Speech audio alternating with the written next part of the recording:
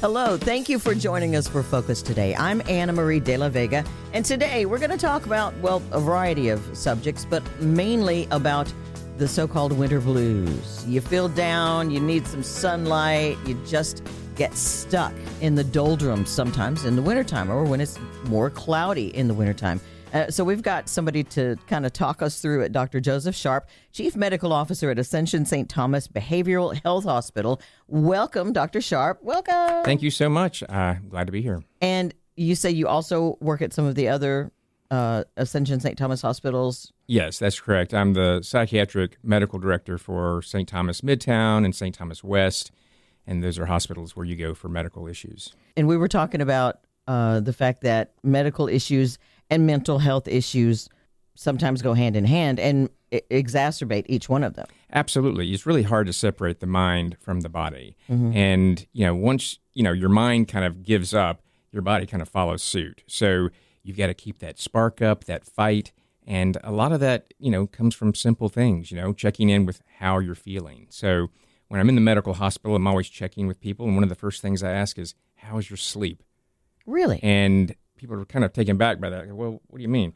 Well, how are you sleeping here? And they're like, well, I don't sleep good at all. I was up, all night. I'm like, okay. So when you're chronically sleep deprived, your immune system is down, you're more irritable, you're not likely to participate with physical therapy the next day, you want to take naps. I mean, that's where it starts. So I help them with getting better sleep at night, and frequently their recovery actually speeds up when they're able to get a good night's rest. And so it's as simple as that.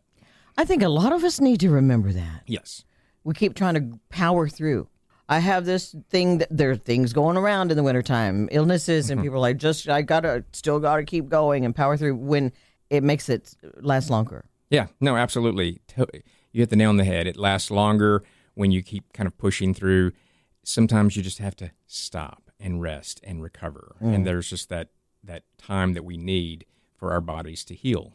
And if you push too hard, like you said, it just goes on for weeks and it just gets drawn out and you develop this cough that lasts forever. So, okay, speaking of coughs, I'm just going to detour just a tiny second.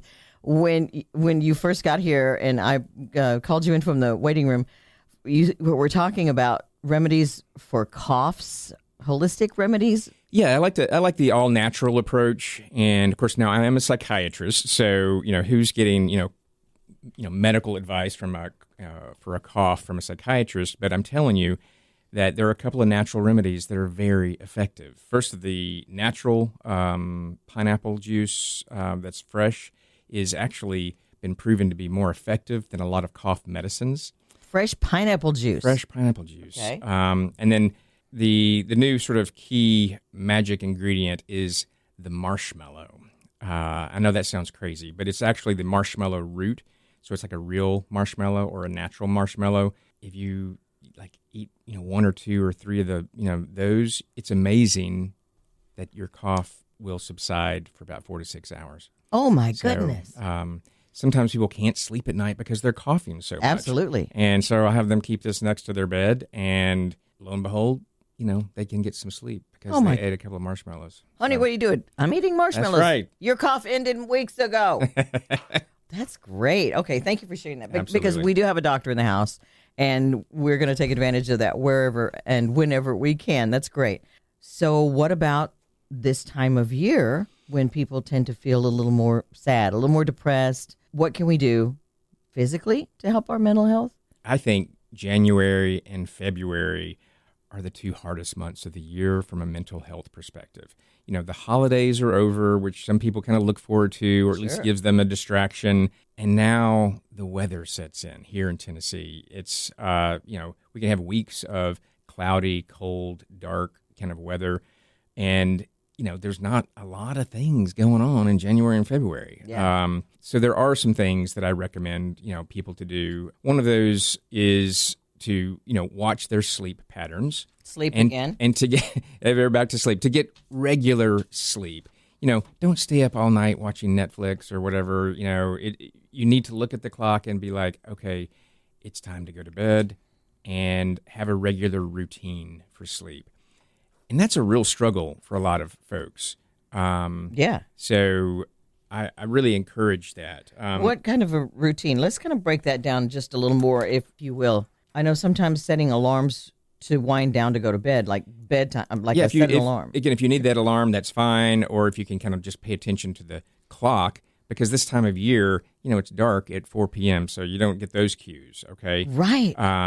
So I have people, pay attention to the clock, but have a wind down period, meaning limit screen time. Don't be on your phone right up until bed, doom scrolling, or, watching some super exciting show on TV. It's good for the 1 to 2 hours before bed to start to turn the lights down in the house. Oh, yeah. Because darkness actually stimulates the brain to release melatonin, which is our naturally forming chemical in the brain to help our brain sleep. Have rituals like, whether it's, taking a hot shower or, washing your face, brushing your teeth, things that you do kind of psychologically to prepare yourself for sleep. Into bed, and that, okay, this is the time. I kind of envision this, huge plane that's landing, and you've got to do a bunch of things to prepare for that landing. Bring your seat, up to its upright position, store your tray table, and, make sure you're buckled in, and just, it's all these things that you do to make sure you land smoothly. And that's what I think about sleep. Check the doors, check the temperature. All those things. I found a couple of things that have helped us. My husband thought he had horrible insomnia, and I had sleep issues years ago and took sleeping pills for it. But it was a life changer for me, was to have it really dark. Yes. And really cold. Oh, yeah. We turn the thermostat down or off anytime we can. So you want a dark, cold environment. And that's actually probably my favorite part of winter is that it can be cold in the bedroom, and you can have some heavy blankets. Mm-hmm. There's actually, weighted blankets are very helpful for a lot of folks. And I actually have a weighted blanket that I love. I can't really use it in the summertime because I don't like being hot and pressed down. I feel like a panini sandwich or something. I don't want that.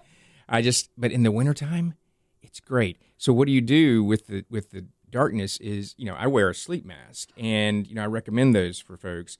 And they have them, that put pressure, around the eye, not on the eyeball itself. So you can actually open your eye and look around, and there's nothing pressing on it. Yeah. But, even in the summertime, you can use that, or for travel. A lot of times people are very sensitive to sound. And so, I have, them sleep with, earplugs. And now here's one thing. Well, how do you hear the alarm, go off in the morning? A lot of people have smartwatches now. And I just say, wear your watch and have it vibrate when you to wake up. And That's really good. I'll do that sometimes myself. Dark and cold. Yeah. And if you don't have a weighted blanket, you can either try that weight with like a quilt or an Afghan. A couple of blankets. Things add that a are couple heavy. Yeah. And boy, that makes a big difference. It really does. I put my pillow when I prop up in bed, and then I put my pillow on my feet. Okay. When I lie down more flat, I put my pillow on my feet. And there's something about keeping my feet warm and toasty. Yep. And having that weight on my feet. Well, that's a good point. You have to figure out what works for you, And some people, they want cold feet or whatever so they can sleep. Some people want weirdos. Yeah, weirdos. And some people want, pressure in their feet or warm. So you really have to figure out what works for you. Is it sort of the pressure that you can kind of put, or, is it, drinking, sleepy time tea at night or something, or some kind of all natural, herbal remedy for sleep, which I do like. I try to, avoid, sleeping pills and those kind of things, if at all possible. Sometimes they're necessary to get kind of back on track. But, another counterintuitive thing that really helps sleep is light. It is light exposure early in the morning to set your circadian rhythm, okay? Because we lose those cues this time of year. And if natural sunlight is obviously the best. And so I have people make sure that, when they wake up in the morning, look out the window, look at sunlight. When we don't have that, I have people get a sun lamp or a light box. It needs to be 10,000 lux, which is LUX. That's the wavelength of light that mimics natural sunlight.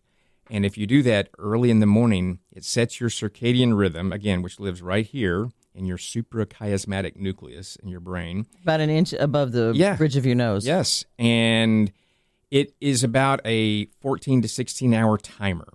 So when you expose that, your brain is like, oh, I know exactly what time it is, and I know 14 to 16 hours from now, I'm going to be sleepy, or I should be sleepy. Whoa. And so when you do that regularly, it really helps. And so a lot of people, it's counterintuitive, and they don't think about, oh, how is light going to help me sleep? So I remember now. We've interviewed before Yeah. because we did touch on that. And I started a lot of these things that I'm doing now, which are helping me get better sleep and helping me feel better mentally, were because you said that about the light box. Now I open the curtain and I look out, Yeah. or we have an extremely bright light in our ceiling fan in our bedroom. Okay. And I'll do a count like 5, 4, 3, 2, 1 and turn it on and it's like boom. But Okay. I can feel it instantly Yeah. change me. Like you're that half asleep stage. I could go back to sleep at any moment, just fading, and then that light beam and I'm awake. Yeah. That is amazing. It really is helpful, and again, all natural. Again, the particular wavelength that is most helpful is 10,000 lux, and if you're going to use that, it needs to be eye exposure, the eyeball, in the morning for about 15 to 20 minutes for maximum benefit. Now, it's too bright to sit there and stare into. I'm not suggesting that. Yeah. But I have people set it to the side, have it shine on their face, and they can check their email, drink their morning coffee. It really is analogous to standing on stage and having a spotlight shine on you. Okay, you're not staring at the spotlight, but you know there's a light shining on you. It's that same kind of feel. Oh, that's good. Now, for bonus, it's actually more effective if it's at eye level or higher, because it's mimicking the horizon, where the sun is. So there were some specific studies that actually, prove that. And so it's pretty interesting. So you see changes in people's mental health with the sleep and the light exposure. Yes, absolutely. And then what else? Well, probably one that is not one of the most popular for some people, but it's exercise. And I'm not a huge fan of exercise, but I do exercise because it's so important. It is important for our mental and physical health. There are certain chemicals that are released in the brain that only get released through exercise, or a few other things. One of them is called brain-derived neurotrophic factor. That's like brain fertilizer. It's what our brains work on, or miracle grow for your brain. And it gets released through exercise. I'm writing that down so we can put that on our Facebook post of this interview, because people, I think, would be interested to know about that. Yeah. Well, you can't take a pill for it, okay? There's not a BDNF, which is brain-derived neurotrophic factor pill. They're just natural ways of getting it. Our own brains make it. And exercise is one of those ways of getting it. So exercise really needs to be about 75 minutes of semi-vigorous exercise a week, okay? And you can break that up. Break it up into 30-minute, increments, 30 minutes, 3-4 days a week, and you're done. I always try to remind people exercise should be challenging but doable, okay? So when I ask people about that, they're like, yeah, I exercise. I walk my dog, every day. I'm like, is that challenging for you? And they're like, oh, no, it's really not. I'm like, well, that's not real exercise, It's activity, which is great, and I love that. I love spending time with my dog, but exercise needs to be challenging. And so for those folks, I might say, well, what's a way we can kind of have our cake and eat it too, in a way? And I say, well, what about getting a weighted vest and putting that on while you walk your dog? Whoa. So you're increasing the energy expenditure that you're doing while walking your dog, and it's becoming more challenging. Seriously? I have someone in my life who's very sedentary. Okay. But if I can get that person to walk, a weighted vest Absolutely. could help. Yeah, it just kicks up the amount of energy that they have to use to do that same activity. Okay. Now, again, don't go crazy with it. Years ago, I thought, okay, I'm going to get a weighted vest, and I got a 40-pound vest, and I could barely carry it to the car, and I thought, I'm never going to do this. So I took it back, and I got a 20-pound vest. Yeah. And so, but, somebody else might get, a an 8-pound vest, you know, or even 6 pounds, you know, depending on how much you weigh. So again, it needs to be doable. That's the other part. Don't do something that's going to injure your knees or Yeah. you know, cause any issue. But the vest disperses the weight evenly, you know, on your body so that you're not like hunching forward or back. Because some people say, "Oh, well, I'll just put a backpack on." Yeah, but then you're kind of pulling back. Yeah. Or like, "Oh, well, I'll just carry, you know, something," and then if you're carrying this, then you're leaning forward. But a weighted vest kind of distributes that evenly to your torso. Yes, I was already DIYing that and thinking, could I put some sand in a sock and put it somewhere? But that's very good. If you're just joining us, thank you. First of all, this is Focus. I'm Anna Marie, and we're talking with Dr. Joseph Sharp, the Chief Medical Officer at Ascension St. Thomas Behavioral Health Hospital, about the so-called wintertime blues, higher rates of depression in the wintertime.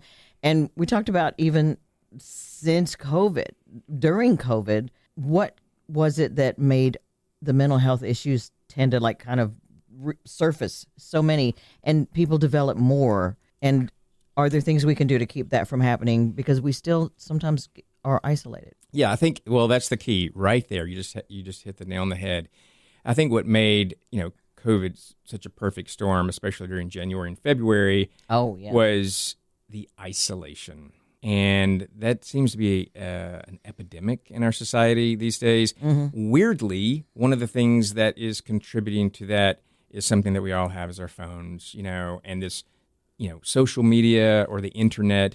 You think, oh, we're more connected than ever, but yet we're all just staring at our phones and scrolling, and it's just people, you know, they don't want to get out. They'll Uber Eat, they'll have food delivered. You know, they don't even get out to get food, and instead of, you know, meeting out, you know, for a movie, they'll, you know, talk on the phone for something. And so that's one of the other areas trying to fight off the winter blues is rest and relaxation and socialization, being with others, talking. It's really important. We as humans are designed to interact with other humans. You know, we're not designed to, you know, be isolated, you know, out in the woods, you know, in a shed, although that sounds really nice, you know. Sometimes we have a lot of too much togetherness. But no, it's, you know, there's a certain amount of socialization that's actually also very therapeutic. And it's not just commenting on social media posts.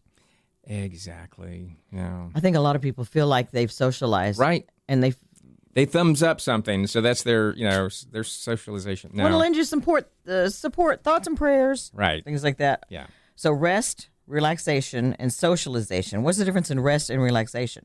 So, you know, they're very similar, and it's kind of just unplugging for a minute, which is hard for people to do.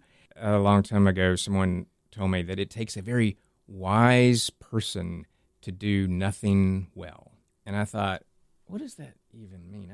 But it's true. Yeah. To be able to like just sit down, and whatever that is for you, whether it's sitting down to watch, you know, a football game, sitting down to, you know, to crochet or to do a puzzle, but it's just like to unplug for a minute. We don't always have to be, you know, on and like doing something, you know, quote unquote productive.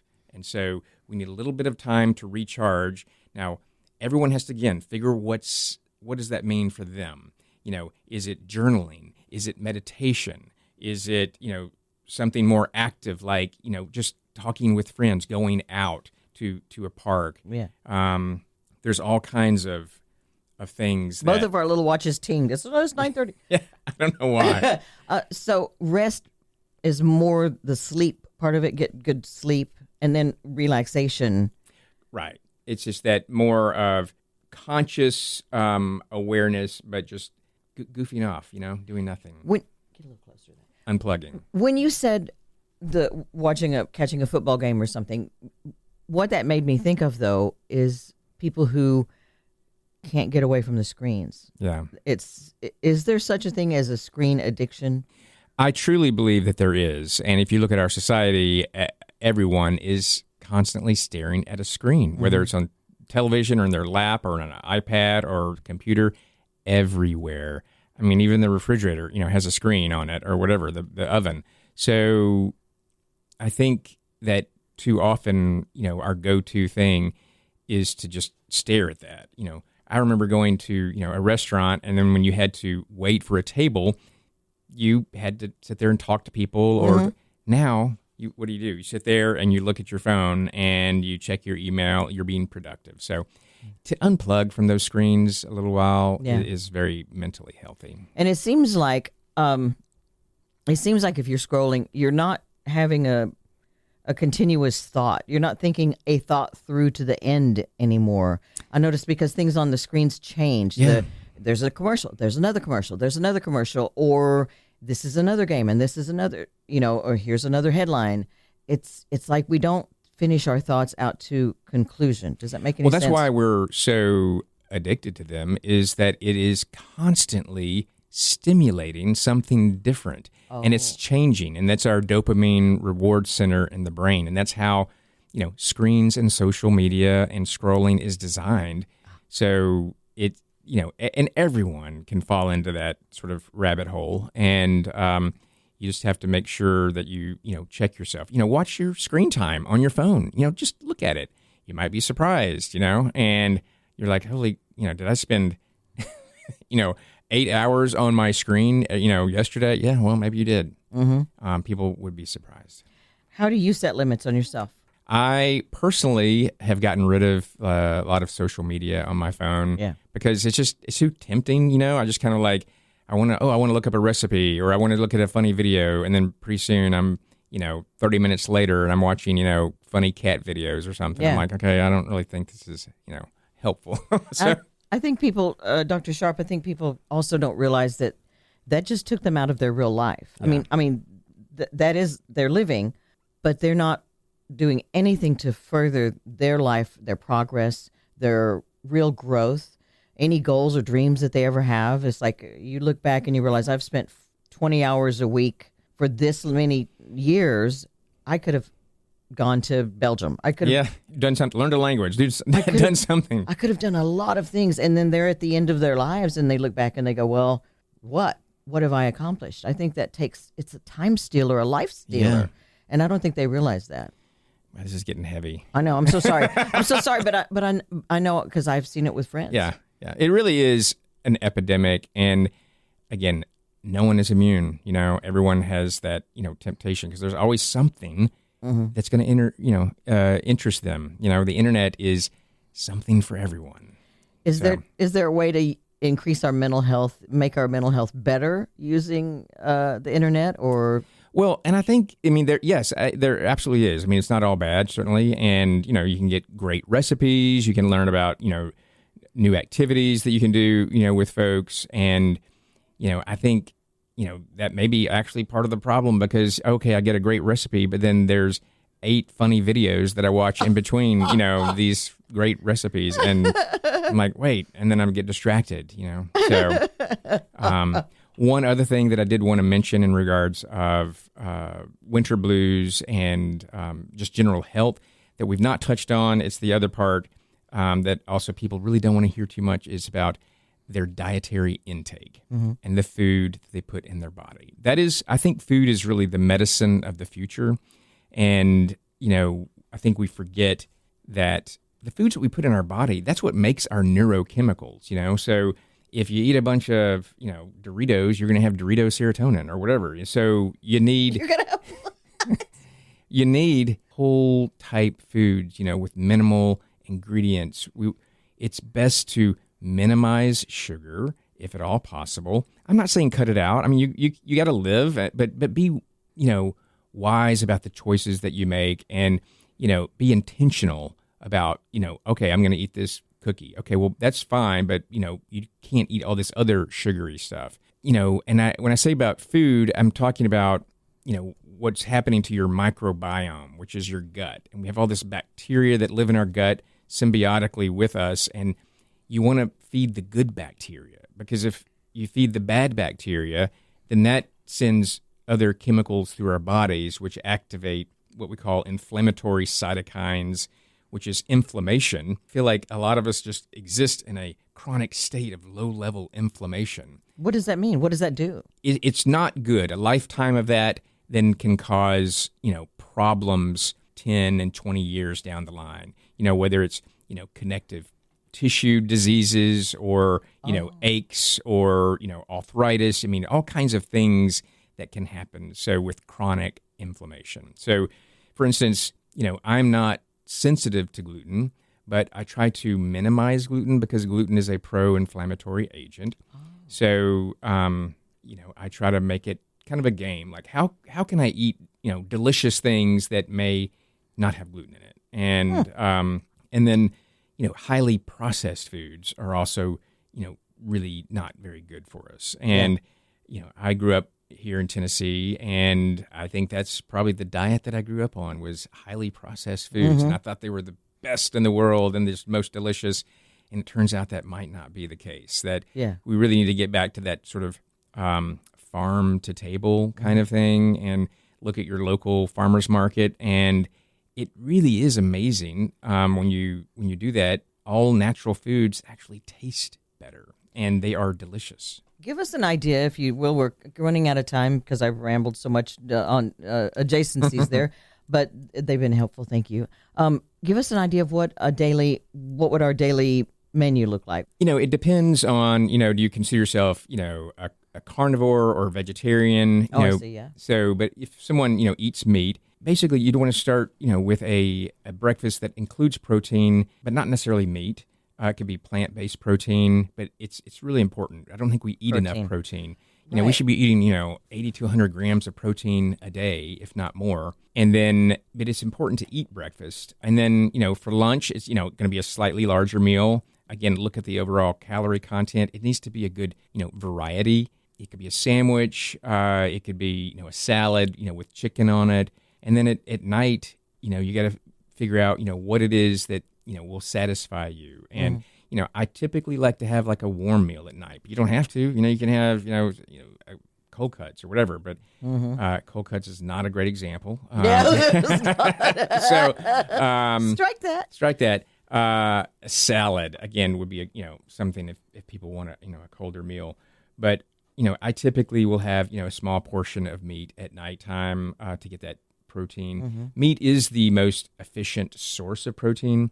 So you don't have to eat as much to get the same amount of protein, but there are great sources of protein out there. I drink a smoothie every morning, and I mix this protein milk that has 30 grams of protein in it, and then I put this all-natural protein powder that's a plant-based powder, and so that's an additional 20 grams. So that's 50 grams of protein just right there. So I think all things in moderation is a key thing for people to remember. Just know your limits, know what amount of food you need to put in your stomach. And when you eat that, that's it, you're done.